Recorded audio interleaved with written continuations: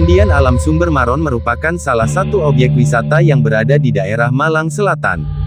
Tepatnya terletak di Desa Karangsuko, Kecamatan Pagelaran, Kabupaten Malang atau sekitar 4 km ke arah timur dari arah Kepanjen yang merupakan ibu kota Kabupaten Malang. Pemandian Sumber Maron merupakan sumber mata air yang berada di kawasan persawahan dan memiliki pemandangan yang indah serta berkelok. Menurut cerita warga sekitar, nama Sumber Maron sendiri berasal dari mata air yang muncul dari sebuah maron, sejenis peralatan menanak nasi, yang dibuang di daerah tersebut. Selain mata air yang terpancar keluar kemudian ditampung dalam kolam yang dipergunakan oleh para pengunjung untuk mandi, di Sumber Maron juga terdapat air terjun.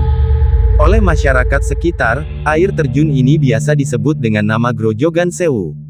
Air terjun di Sumber Maron ini tidak begitu tinggi, dengan ketinggian sekitar 5-6 meter dan kemiringan sekitar 60 derajat, namun memiliki pemandangan yang menawan.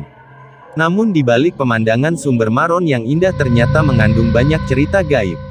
Seperti yang dialami oleh Yosi, seorang pemuda yang sehari-harinya bekerja di konter HP. Kejadian yang berlangsung setahun yang lalu tersebut bermula dari keinginan Yosi untuk berkunjung ke Sumber Maron bersama dengan kekasihnya Pungki. Walaupun sudah lama tinggal di Malang, namun baru kali ini Yosi sempat untuk mengunjungi lokasi wisata alam yang mulai ramai tersebut. Entah karena menunggu kepulangan kerja dari Pungki atau memang disengaja oleh Yosi, kedua muda-mudi tersebut memasuki Sumber Maron saat senja mulai datang.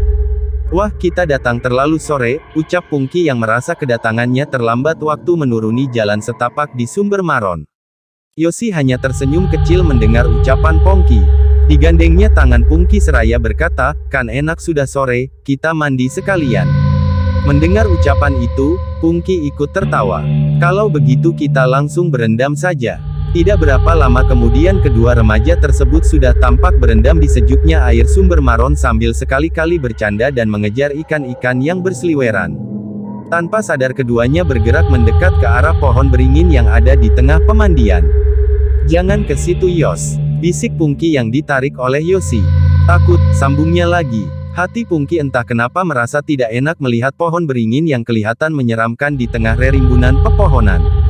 "Apanya sih yang ditakutkan?" jawab Yosi pendek. Tangannya dengan cepat memeluk tubuh Pungki yang sebenarnya merasa ketakutan. Entah karena melihat sikap Yosi yang terlihat cuek, keduanya pun akhirnya larut dalam canda di bawah pohon beringin tersebut. Tiba-tiba di mulut Yosi terlihat senyum nakal. "Ada apa sih?" Pungki merasa penasaran. "Aku kencing di celana. He, sekalian ku arahkan ke akar pohon beringin tadi," kata Yosi sambil cengengesan. Pungki yang mendengar ucapan itu segera mendorong tubuh Yosi menjauh. "Ih, jorok." Yosi hanya tertawa saja mendengar ucapan Pungki. Tak lama kemudian keduanya beranjak keluar dari pemandian dan berjalan ke arah Grojogan Sewu yang membentang di bawah Sumber Maron. Di bawah guyuran air yang mengalir pelan tersebut keduanya kembali bermain air. Melihat tubuh Pungki yang basah kuyup terkena guyuran air, entah kenapa tiba-tiba timbul nafsu pada diri Yosi. Tangannya segera bergerilya di tubuh Pungki. Pungki hanya tersenyum malu namun tidak menolak tangan Yosi yang mulai nakal tersebut. Keduanya asyik bercanda tanpa menghiraukan waktu yang menjelang maghrib. Tiba-tiba terdengar teriakan ketakutan dari Pungki, "Ular, ular!" Spontan Yosi menoleh dan melihat ke arah yang ditunjuk Pungki. Ia seakan melihat sesosok benda kecil panjang berwarna kuning melintas di bawah air. Tubuhnya terlihat meliuk-liuk di dalam air yang jernih. "Bukan, itu ikan," kata Yosi mencoba menenangkan diri karena merasa takut. Ia kemudian segera mengajak Pungki untuk keluar dari air dan berhenti berendam. Setelah itu keduanya bergegas pulang sambil membawa perasaan masing-masing. Kedua anak remaja tersebut merasa aneh dengan apa yang baru mereka lihat. Malamnya di rumah Yosi merasakan sesuatu yang aneh pada alat vitalnya. Entah kenapa ia merasakan nyeri. Tubuhnya pun terasa panas seperti terbakar. Tak berapa lama kemudian ia pun pingsan dan bangun sambil mengigau ketakutan. Setelah itu tubuhnya pun berubah mirip dengan orang yang mengalami mati suri. Melihat keadaan Yosi yang semakin parah, maka anggota keluarganya segera memanggil Ki Susmono, orang pintar yang mempunyai kelebihan menangani berbagai gangguan yang disebabkan oleh makhluk halus. Ki Susmono yang melihat keadaan dari Yosi segera tanggap. Ia kemudian duduk bersila di hadapan tubuh Yosi yang diam membujur mirip orang meninggal. Satu-satunya yang membedakan keadaannya dengan orang yang meninggal adalah masih adanya nafas yang keluar masuk dari lubang hidung. Namun yang aneh, matanya tidak terpejam, tapi terbelalak lebar dan pandangan mata itu seakan kosong dan hampa. Melihat keadaan yang aneh tersebut, Ki Susmono menerawang dengan mata batinnya. Dilihatnya pada tubuh yang terbaring itu sesuatu berwarna kuning keemasan tampak melilit tubuh Yoshi. Ki Susmono berusaha menembus sosok kuning keemasan itu, namun ia mengalami kesulitan karena ada gumpalan kabut gaib amat tebal yang seakan menyelimuti tubuh yang terbaring itu. Melihat hal itu, Ki Susmono kemudian berusaha mencari celah untuk menembus kabut tebal tersebut.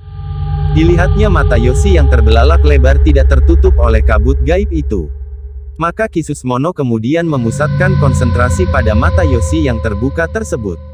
Melalui pandangan mata itu, tubuh halus dari Ki Susmono pun keluar dan masuk menembus jauh ke dalam pandangan mata yang kosong milik Yoshi. Seakan terhisap, tubuh halus Ki Susmono pun berputar lembut dan ikut menghilang di telan kabut yang ada. Di tengah kabut tersebut, Ki Susmono melihat tubuh Yoshi kini jelas terlilit oleh sosok makhluk berwarna kuning keemasan dan bertubuh panjang. Tubuh makhluk yang mirip ular tapi tidak mempunyai sisik tersebut tampak mengkilap dan mengeluarkan lendir yang membasahi sekujur tubuhnya. Belut emas. Cetus Ki Susmono melihat penampakan makhluk yang melilit tubuh Yoshi. Yoshi sendiri seakan tidak menyadari apa yang terjadi. Ia seakan bercanda dan bercumbu dengan sosok yang melilit tubuhnya. Melihat apa yang terjadi, Ki Susmono kemudian mendekat dan tangannya bergerak berusaha melepaskan tubuh Yoshi dari lilitan belut emas. Seakan tidak paham dengan apa yang terjadi, Yoshi tetap asyik mencumbu belut raksasa yang melilit tubuhnya. Sementara tubuh belut emas tersebut mengeluarkan lendir yang semakin banyak sewaktu Ki Susmono berusaha melepaskan lilitan yang ada. Namun usahanya berkali-kali mengalami kegagalan karena licinnya tubuh belut tersebut. Makhluk ini bisa lepas kalau Yoshi sadar dengan AOA yang terjadi, gumam Ki Susmono. Ia kemudian berteriak ke arah Yoshi. Lepaskan pelukanmu. Yang kamu peluk adalah siluman belut. Semula Yoshi tidak menghiraukan ucapan Ki Susmono, namun melihat laki-laki di hadapannya yang berulang kali memperingatkannya, ia merasa risih. Dia bukan belut, melainkan putri yang cantik jelita, bantah Yoshi yang justru semakin mempererat pelukannya pada belut raksasa itu. Melihat sikap Yoshi yang justru semakin membandel, Ki Susmono kemudian berteriak lantang. Itu tipuan siluman yang berusaha membutakan mata kamu. Tidak, dia betul-betul putri yang cantik dan berniat menjadikan aku suaminya. Yoshi sekali lagi membantah. Aku akan berusaha mempengaruhi mata batin anak ini yang rupanya telah tersihir oleh sosok gaib di hadapannya, batin Ki Susmono. Ki Susmono kemudian mengendapkan seluruh nafsu maupun gejolak batinnya sambil terus menatap ke arah tubuh dua makhluk berlainan jenis yang masih berpelukan erat tersebut. Dia tahu warna kuning emas dari belut ini menunjukkan adanya nafsu supiah yang menggelora. Nafsu ini keluar melalui mata. Bukan mata fisik, tapi mata batin. Ki Susmono pun berusaha mengendapkan nafsu supiah ini agar kesadarannya ikut mempengaruhi jiwa Yoshi. Ki Susmono pun mulai bersemedi untuk mempengaruhi kesadaran Yoshi. Seakan terpukul oleh sesuatu yang tidak tampak, tubuh Yoshi yang asyik memeluk belut raksasa yang melilit tubuhnya itu kemudian terhenyak kaget. Ia kemudian menjerit ketakutan waktu melihat sosok cantik yang selama ini dipelukannya ternyata merupakan sosok belut raksasa. Yoshi pun menggigil ketakutan melihat apa yang terjadi. Tanpa sadar berkali-kali ia menyebut asma Allah. Mendengar ucapan yang keluar dari mulut Yoshi, tubuh belut itu pun menggeliat-geliat seakan kepanasan. Tubuh belut emas itu kemudian berubah menjadi gumpalan asap tebal. Lama-kelamaan asap itu menipis, selanjutnya menghilang. Seiring dengan itu, badan Yoshi yang terbaring lemah di rumah kemudian mulai bergerak pelan dan kemudian sadar. Sementara tubuh halus Ki Susmono pun telah kembali ke raganya. Orang-orang pun bersyukur setelah melihat apa yang terjadi. Setelah keadaan Yoshi membaik, Ki Susmono pun bercerita apa yang telah dialaminya. Karena Yoshi berbuat tidak senonoh sewaktu berendam di sumber Maron, maka salah satu penghuni gaib tempat tersebut merasa marah dan mengganggu Yoshi. Sosok gaib yang berwujud belut emas tersebut kemudian menarik jiwa Yoshi ke alam gaib.